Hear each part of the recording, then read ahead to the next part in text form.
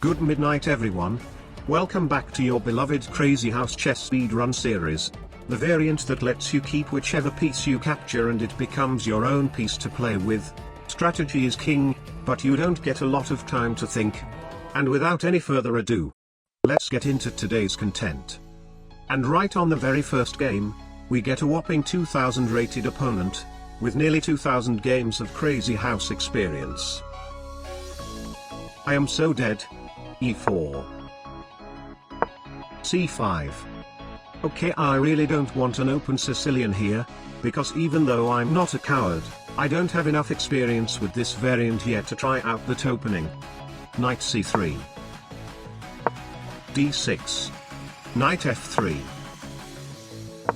E6. This guy is pushing a lot of pawns. Last week I learned the hard way that pushing too many pawns can create some very critical empty squares in your position. Let's suggest a trade. He avoids it. Bishop b5 check. Bishop blocks. d4. And somehow the Sicilian changed into a French defense. The first capture has finally happened. Knight takes d4. Alright. Now things start to get tricky. A pawn magically appeared on c6. Bishop back. b5. Very aggressive. In this position there is an absolutely devastating move. A pawn magically appears on b7, trapping his rook for a certain promotion, but sadly I didn't see that during the game. I retreated the bishop like a machine. a6. He wants to trap my bishop with c5, c4, a3, c5, knight back, knight c6. This position screams for a sacrifice. I'll put down my pawn on d6 first, completely trapping his bishop and his king's knight from going out. f6. Alright. Here we go. Bishop takes d5. He takes d5. I'll put the pawn that I've just captured on c7. Queen c8. Queen takes d5. Threatening pawn magically appears on f7, checkmate in 1.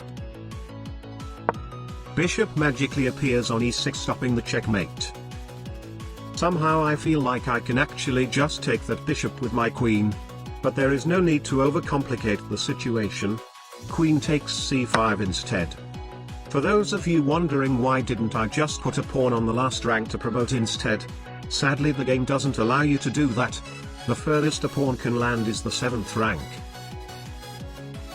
F takes c5. Knight takes c5. Once again threatening pawn on f7, checkmate in 1. Holy hell, I have a lot of pawns in reserve. Knight takes c5. Queen takes c5. And now we have a knight in reserve too. Losing a horse on f3 to get a knight that I can put literally anywhere I want to. This is just absolutely diabolical. Knight f6. Knight magically appears on d8. Once again threatening to checkmate on f7.